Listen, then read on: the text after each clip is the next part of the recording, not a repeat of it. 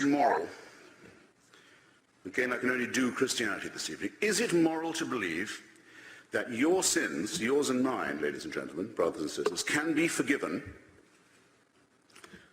by the punishment of another person? Is it ethical to believe that? I would submit that the doctrine of vicarious redemption by human sacrifice is utterly immoral. Hello everyone, peace of Christ to all. In this video we will answer an atheist. This time is not Abdul, it's an atheist Abdul, because at the end of the day I believe all of them, they are slaves.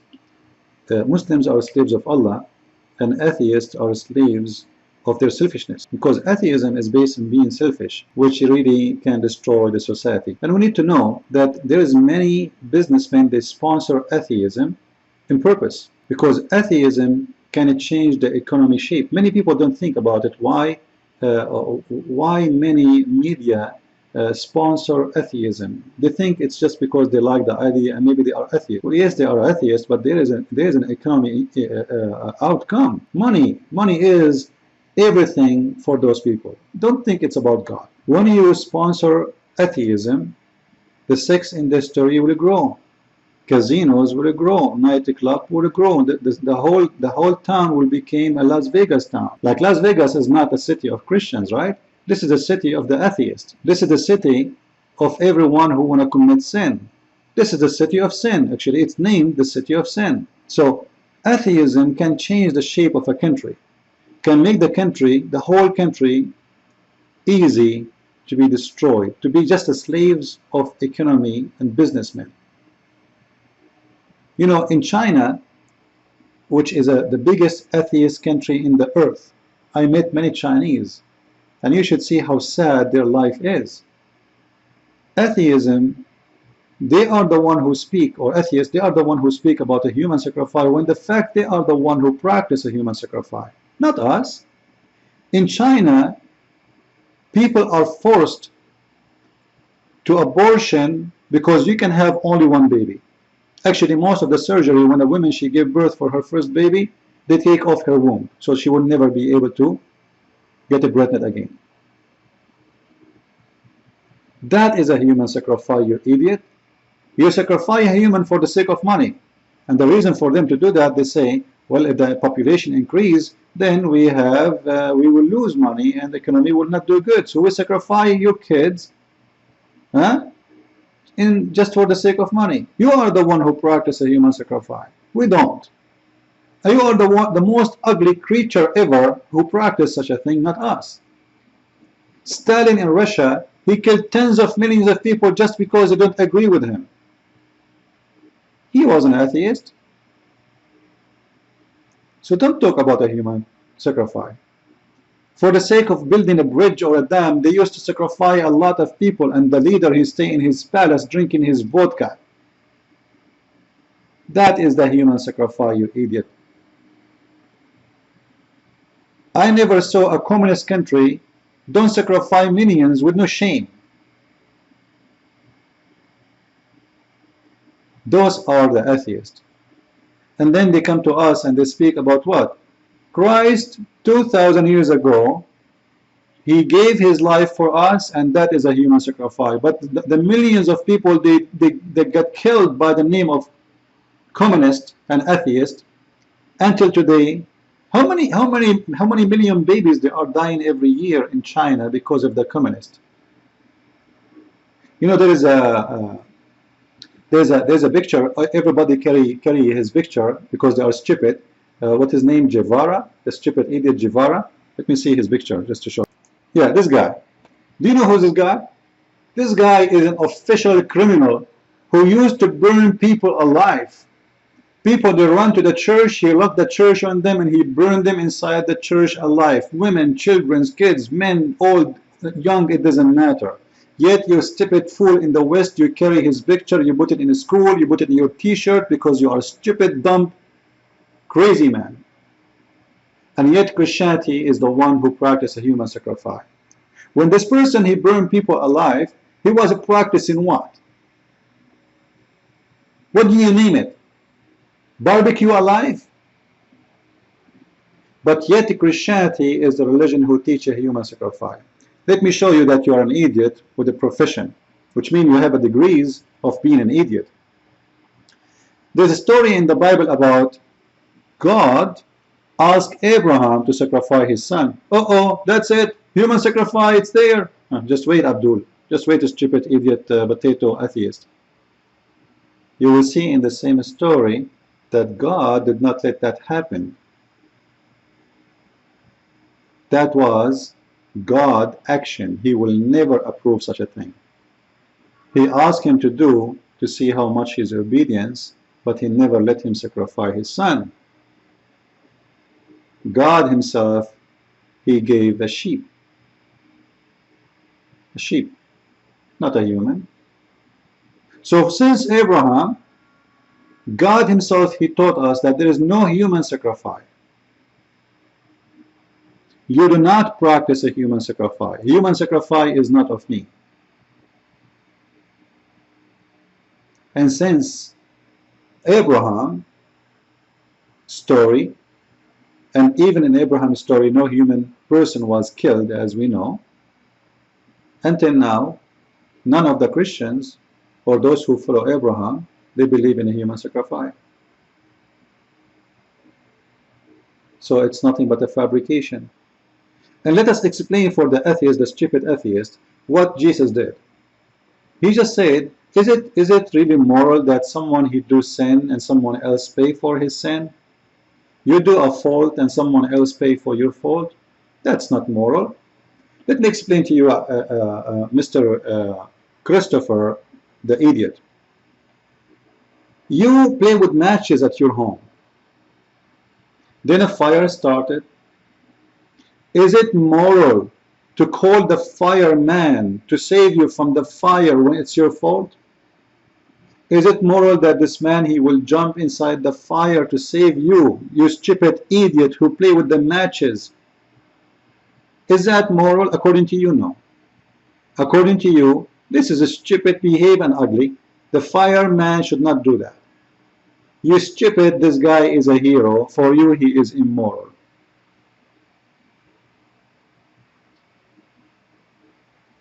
What is the immoral part here? He saved your life. Oh, he should not do that. It's my fault. It's my sin. I am the stupid idiot who did play with the matches. When we speak about the human crucifying, we are not speaking about sacrificing, because simply Jesus was not crucified as a practice of a human sacrifice. This is a Roman punishment penalty for anyone who will be considered as a criminal, you idiot. It was not a practice of a human sacrifice. They did not pray in front of God and start doing dancing, blah, blah, blah, blah, God be happy. No. That was a penalty and a punishment, not a human sacrifice, dummy. For the Christians, it was the Lord giving himself for us, but doesn't mean the Lord, he called the Jews and the Romans says, hey, pick me up, kill me. It's not him who said to them, go and execute me. The Messiah, he know about what they will do, but because he is a hero, not a coward like you, he did not run away.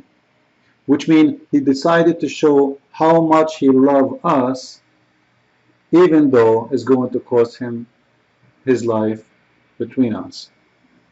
However, Jesus, as Lord, life and death mean nothing for him at the end, because here we go.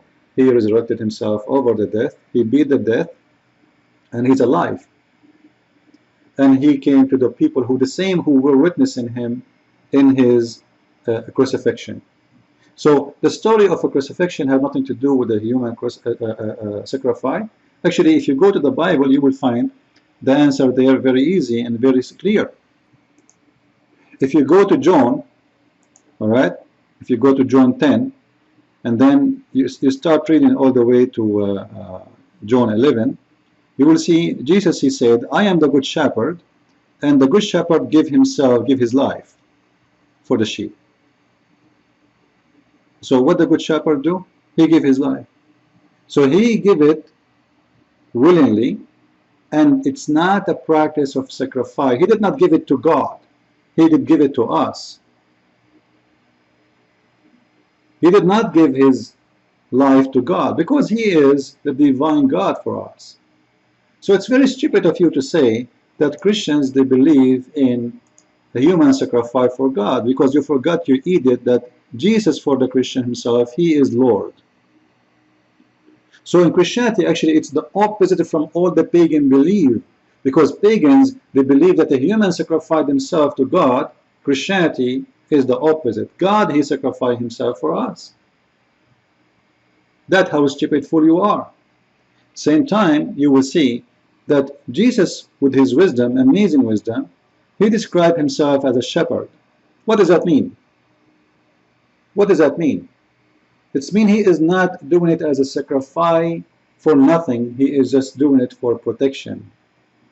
He protects you. He gives you protection against the wolves. So there's wolves, there's shepherd, there's sheep. There's three things here. The wolves is the one who want to deceive you, like the atheist or the Muslims. You can name it whatever you want. And the shepherd is the Messiah. So he is not doing it for practice of making God happy. Someone will say, well, isn't it the Father? He wanted the Messiah to be crucified. The fact, if you think about what Jesus did and what happened, God, he knows the future. This is why he is the Almighty. And he tells us from the beginning, even if you go to Genesis 5, you will see even the names in Genesis, they practice that. They show us that a man who is appointed, he will come down to earth, and his teaching and his death will bring us comfort. So it was the plan which is known by God, which mean he knows all the sin, the stages of sin a human being they will do. And he planned to send his son to save us. But it's not a plan to sacrifice his son to make himself happy. The plan is that he sent his son to do whatever he needs to do. And if the human, they decide to kill him, still he is willing to go to the end of the way and give salvation for those who deserve it. But it is not God who wanted really you to kill Jesus. It's you who wanted Jesus to be killed. It is your plan, it's your decision, it is your sin. Someone might say to you, okay, you know, are you saying the sin of a human being will be forgiven by making a big sin, by killing Jesus? Well, you are doing sin anyway, and that is one of them. The idea is that by accepting the Messiah, you know, don't take the Messiah only as a crucifixion. The Messiah is not just a cross. The cross is the end, which is the start. So the crucifixion was one of the things Jesus did. Why you don't focus on everything Jesus did? You want to understand Jesus, you take everything he did, not only the crucifixion. So the shepherd, he protect you, he give his life to protect the sheep. But he don't protect you to give his life to the God. No, he give his life to protect you. When we say by the blood of Jesus, we are talking about that's by his extreme love. It's not the crucifixion itself, it's not the execution itself. It is the extreme love of Jesus. By that, by the grace of that, we are forgiven. However, the Lord, he said, in order to be forgiven, you have to forgive to others. This is what it's called, the prayer of our Father out of heaven. Forgive to us the same we forgive to others. So it is the conditions of this forgiveness. You forgive to others, so I can forgive to you.